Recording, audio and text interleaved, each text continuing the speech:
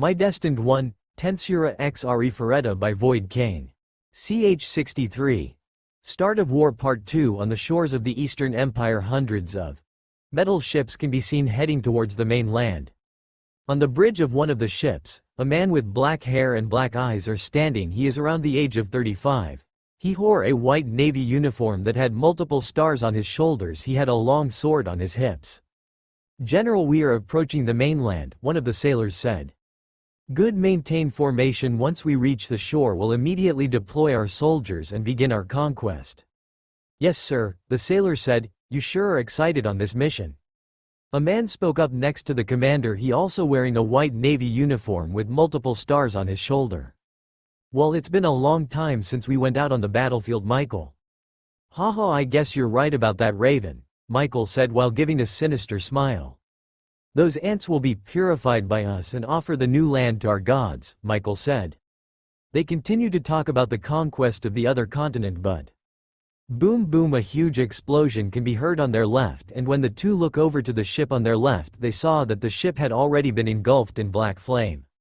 "Sir, we are under attack by an unknown enemy," one of the sailors reported. "Dom, battle station, alert all ships and scan the entire area surrounding our ships," Raven ordered. "Yes, sir." Boom boom. After the sailor left, another two more ship had been engulfed in black flames. "Dom, where are they coming from?" Raven said with a panic face. "Calm down, Raven, let's focus on finding the enemy first. Panicking won't help us," Michael said to Raven to calm him down.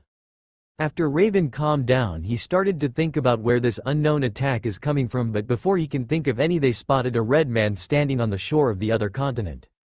The red-haired man raised his hand in front of him and a black light came out of it. After that, one of the ships exploded and the man retreated. After seeing this, Rave ordered all his men to go straight towards the shore and deploy all personnel, while some of the ships will provide them with cover fire. Meanwhile, on the other side, after the first attack, Benimaru retreated to proceed to the second step. "First attack is a success, Geld. How is your side?" Benimaru asks Geld through thought communication. "We're in position, Benimaru Duno," Geld replied. "Alright, now we play the waiting game," Benimaru said to himself. The plan was to let the enemy come to the shore and annihilate all the enemies that will set foot on this continent. Benimaru also uses the strategy that defeated Clayman's army. Those who surrender will be kept as war prisoners. After a few hours of waiting, the enemy ships started to duck one by one, while some ships keep their distance to provide cover for their comrades. "All troops deploy," said by one of the captain of the enemy. "Where is that red hair guy that takes down some of our ships?" Raven asks one of the sailor. "We are still surveying the area, sir, and we still can't find where this enemy is, and there's also no sign of any army from the opposing force," the sailor reported. "Dom, expand our search radius and be vigilant," Raven said. After the sailor gets out, he ordered to prepare a camp. Raven is not an incompetent commander, he is a calm person, but ever since he entered the territorial waters and set his foot on this plot of land, he started to get agitated, and he also felt that one wrong move and it can spill death. The sun had now set on the horizontal and the night sky can be seen on the sky. "Is there no report yet?" Raven asks while sitting on one of the chairs in the tent that they set up. "Calm down, Raven." Michael tries to say something but gets interrupted by one of the soldiers. "Report, we spotted a group of people a few meters away from us and they also seem to be a small platoon," reported by the soldier. "Send the 1st Division to intercept those people," Raven ordered. "Yes, sir." The soldier followed his order and went out. While Raven is just seating on the chair thinking something, Michael spoke. "I think it's best if we move our entire army tonight," Michael said. Michael is not that smart of a guy, he always went his way using brute strength. Of course, Raven knows that this guy is not the smartest, but he also had a point. Since nothing had happened during the entire day aside from the attack of Benimaru, the morale of the soldiers is high. They also don't suffer any fatigue since there's nothing to do. "I guess you're right, let's send the army to advance and deliver a surprise attack since there's a high chance that the main army is close since there's a detached force not far from our position," Raven said. "Yash, I will accompany the main force while you wait here," Michael said while giving a sinister smile. Back to Benimaru, he ordered a small group of people to act as bait led by Gobuta. Gobuta and his detached force will lure the enemy's forces to the point where Geld set up a trap within the ground. "Report." I spotted a small unit of 150 people of enemy soldiers of behind them as a force 70,000 soldiers, Sue reported to Benimaru. Keep monitoring them Sue, Benimaru said to Sue through thought communication. Gobuta ready your troops they're closing in, Roger Sue, Gobuta said, and order his troops to advance they will attack the small group and retreat to lure the enemy into the trap. Then after a few hours, a soldier spotted a group of people advancing toward them. Halt identity yourself, the soldier said but all he got was silent.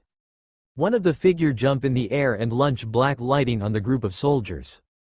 Everyone battle stations, one of the commanders ordered but before they can do anything Gobuta and his man were already in front of them and started to attack them. Dom monster your all will be punished by our gods, said by one of the soldiers and fired his gun towards Gobuta and his group but to the soldier's surprise, the bullets stopped in midair. That's not going to work Sue, Gobuta said and continued to attack using his odachi. The weapon of the Losukian soldier are not weak their guns can be comparable to modern guns but physical attacks are useless against Gobuta who had a skill called Barer that stops both physical and magical attacks although it is much weaker than a multi-layered Barer it is still good enough to stop an attack that came from a much weaker person than the caster of the Barer.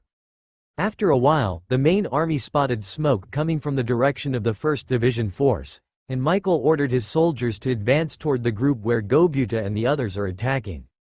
After a full speed march Michael and his soldiers reach the point where the 1st Division is, and what they saw is a massacre their troops are falling one by one their comrades are falling. Marksmen fire you gun, mages fire your strongest magic, fire at will, Michael ordered. The mages and marksmen who are holding their staff and guns fired at Gobuta's group. Boom boom. Ah they're here Sue. Fall back Sue, Gobuta ordered and they all fall back. After them don't let them escape. Michael said the 70,000 soldiers follow Gobuta not knowing what is waiting for them. After they catch up to Gobuta's group they stand in a battle formation but out of nowhere the ground started to rumble and a huge hole appear under their feet and thousands of soldiers fall in it. All troops attack bring victory for Rimuru-sama. Ah. Victory for Rimuru-sama. They all yelled and started the massacre that will shake the entire Shield continent.